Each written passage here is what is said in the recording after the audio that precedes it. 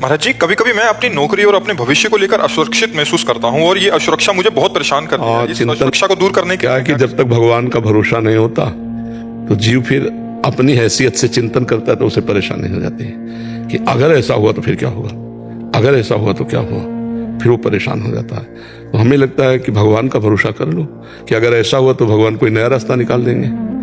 भरोसो दृढ़ इन चरणन के हो, हमें भरोसा भगवान पर है। एक मार्ग बंद होगा तो दूसरा खोल देगा।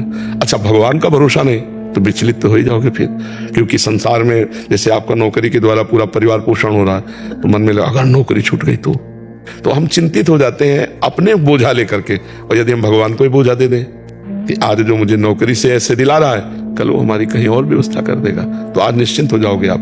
भगवान के भरोसे हो जाओ, वो निश्चिंत कर देते हैं। भगवान का भरोसा अगर नहीं है तो निश्चिंतता नहीं आनी। देखो, हम एक प्रसंग सुनाते हैं। भीष्म पितामह जिस समय सेनापति बने, दुर्योधन के कौरव पक्ष के सेनापति, तो रोज 10,000 महारथी मारते थे। 10,000 महारथी भीष्म जी, महान धनुर्धर, लेकिन एक भी पांडव को खरोच नहीं आती थी। तो दुर्योधन जल जाता जब शाम के युद्ध का निर्णय सुने, बोले एक भी पांडव नहीं मारा गया। भीष्म जैसे सेनापति एक भी पांडव नहीं मारा गया। तो उनके शिविर में जाकर के रोज इस बात के लिए झगड़ा करता।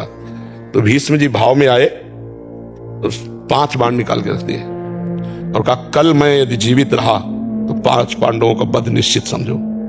उनको पता था कि मैं जीवित ही क्यों रहूंगा, जिनके रक्षा में भगवान है तो मैं समर्थ नहीं रह पाऊंगा कि पांडवों को मार दूं। पर ये रोज रोज कहता तो उन्होंने ऐसे। अब ये खबर फैल गई पूरे दोनों शिविरों में कि भीष्म ने प्रतिज्ञा की कल 5 पांडवों का वध होगा। इतने में द्रौपदी जी आ गई। बोले प्रभु सुना? बोले हाँ सुना कि 5 पांडवों के वध का उन्होंने 5 बाण निकाल लिए।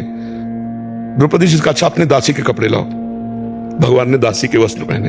द्रौपदी का आगे आगे चलो भीष्म पितामह के शिविर की तरफ, पीछे दासी आगे द्रौपदी। सब कोई समझ रहा है कि दुर्योधन अभी आशीर्वाद लेके गया है 5 पांडव, तो किसी ने रोका ही नहीं। सीधे भीष्म जी के सामने गए। वो संध्या के समय जप कर रहे थे, जाकर प्रणाम किया पितामह। तो उनको भी यही बात समझ में आई कि दुर्योधन की पत्नी आई है। दुर्योधन की पत्नी आई क्योंकि दुर्योधन अभी गया कह करके। तो हम 5 पांडवों के वध का प्रण किया तो प्रसन्न होकर बताया होगा तो उसकी तो उनका सौभाग्यवती भाव। संध्या का समय था तो द्रौपदी जी ने हटाया और कहा कि आप प्रण करते हो सौभाग्य उजाड़ने का और आशीर्वाद देते हो सौभाग्यवती भाव का, हम क्या माने कि कौन सा भीष्म सत्य है, सौभाग्य उजाड़ने वाला या सौभाग्य देने वाला? भीष्म जी का माला छूट गया। उनका वो कहा जो तुम्हें यहाँ लाया है, क्योंकि इतनी चतुराई से तेरे को यहां तक इस समय पहुंचाना केवल उसी का कार्य है। भीष्म जी खड़े हो गए और देखा तो दरवाजे में दासी बने खड़े थे भगवान। भीष्म जी ने जब देखा तो कहा बेटी तेरे सौभाग्य को कौन उजाड़ सकता है? हम जैसे सैकड़ों भीष्म तो भी नहीं उजाड़ सकते, जिसका रक्षक ये गोविंद तुम्हारे लिए दासी बन के आया है तुम्हारे पद। तब भगवान से कहा मेरा प्रण तो तुम तोड़ दिए, लेकिन तुम्हारा भी प्रण तोड़ूंगा कल। तुमने कहा युद्ध में मैं अस्त्र ग्रहण नहीं करूंगा और कल मैं गंगा का पुत्र नहीं कहूंगा अगर तुमसे अस्त्र न ग्रहण करा। तो भगवान ने कहा ये तो बात हो जाएगी, अपनो प्रण विसार भगत को पूर्व प्रण निभाऊं।